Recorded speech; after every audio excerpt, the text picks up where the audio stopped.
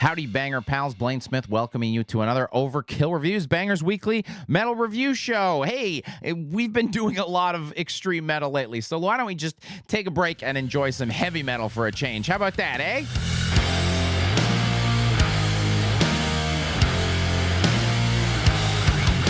Studs and spikes, speed and steel, dread deeds now awake. Force your hand and blade to yield. Heavy Metal Wraiths. Knights of the chasm, an infinite abyss, corrupted by the master, persuaded by his bliss. Yes, you saw me wearing the shirt in Metal Monthly, a little sneak preview that I was going to be reviewing the new Morgul Blade album. It's called Heavy Metal Wraiths. It came out Friday, April 26th on No Remorse record, and it's what I'm talking about now.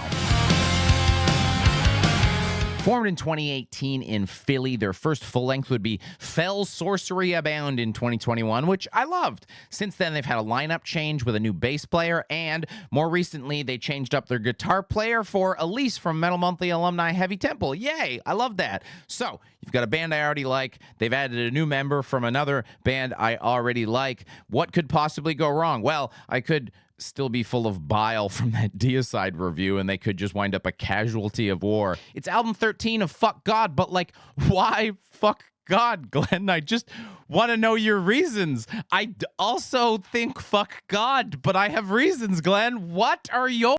Have I rebalanced my humors? Only one way to find out. This record has big, does what it says on the tin energy going on. I don't know if there's ever been a more aptly titled album. It's called Heavy Metal Wraiths. It sounds like a heavy metal album made by Wraiths. Slam dunk. We did it. Woo! This is first and foremost a new wave of traditional heavy metal record. Heavy Metal Wraiths is a heavy metal record. Shocker, I know. Regardless, what makes this band interesting is the Wraith part. There's certainly a ton of bands on the performance-enhancing drug that is adding blackened elements to a record to help it sell better. That shit's mixing like TRT and Vitor Belfort right now. Morgul Blade do manage to do it in their own way with a great balance, though.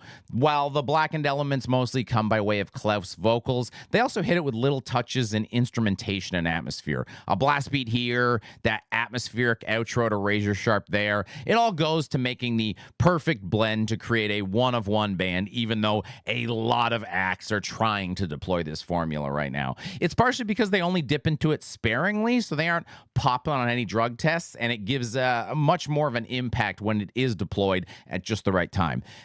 And I'm deploying a clip at just the right time. Knocking weapons that steel cannot defend. Shredding horse and men alike. Ice trace dive bomb to the ground. Hundreds cry for mercy. Covered in death shroud.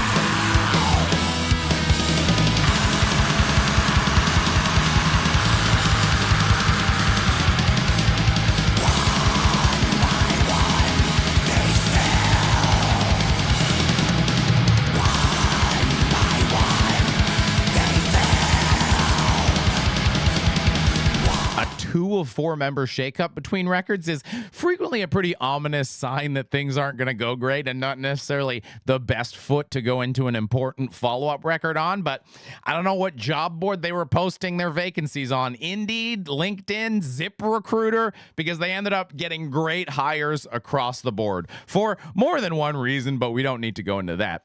On bass, I absolutely love the sound of Jim Viola. Jim Viola, what a name. Old Jimmy V on bass. Viola, you know, the bass to violins guitar. Wait, no, bass is the bass to violins guitar. I play double bass. I should know that. What am I doing? Back on track.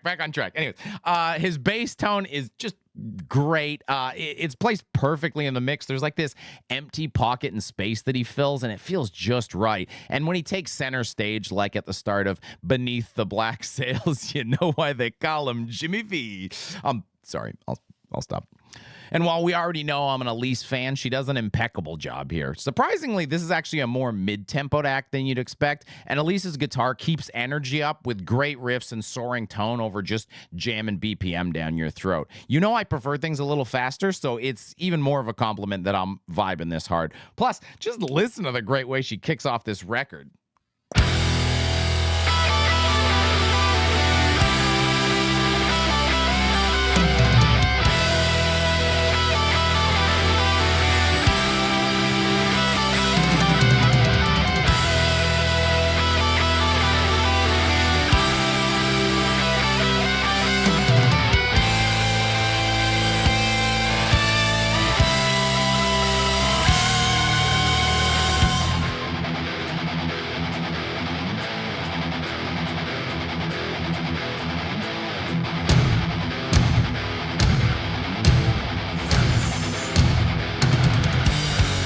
The material is also great lyrically. Klauf is an awesome storyteller, and he's able to balance both weaving a narrative in one song and occasionally tossing in a catchy chorus in another. I also imagine if you're a big Tolkien fan, there's a real treasure trove of stuff here for you. I wouldn't know because I'm not a fucking nerd. I'm a cool guy who likes sci-fi. All these basic things that break the laws of reality, that shit's all fantasy.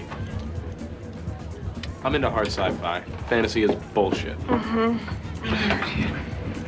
But Tolkien fan or not, he does a good job of also blending lore with relatable content too. Like in track Neither Cross Nor Crown, you get We Protest God in Heaven, This Black Company Rides, Broken and Downtrodden, Too Drunk and Proud to Die, House of Tradition Will Crumble to the Ground, Together in Our Mission, Neither Cross Nor Crown. Look at that. It's a song that's against the church, but it's because they're working class and it's a people's revolution type thing. Wow. See how easy it is, Glenn? See how easy it is to communicate why you're against the church, Glenn? See what you... Hey, do you like me being able to dunk on Glenn Benton for releasing another mediocre Deicide record and then promote a great underground band like Morgul Blade? You do?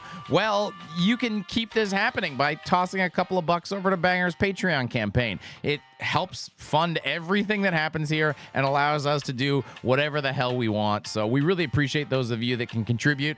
If you can, we'd love it. If you can't, no worries. We got some of you, and it allows me to keep doing this without having to sell you a meal kit. Just make dinner.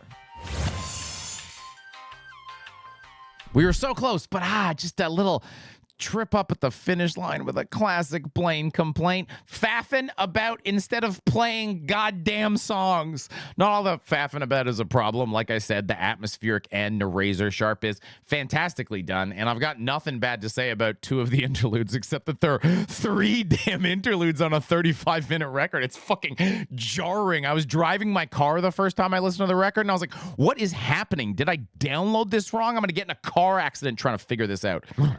It probably wouldn't have been as big of an issue if it wasn't for Widow's Lament, which just doesn't fit with the rest of the proceedings. I get it's some Lauder bullshit, and if you're into that, you're probably picturing Liv Tyler singing this nonsense to you to help you nod off to nappy time. But to me, it sounds like I'm watching an ad for the Tourism Board of Ireland or something. And yes, you know I'm going to play this over an ad for the Tourism Board of Ireland because I'm a dickhead and no band is safe.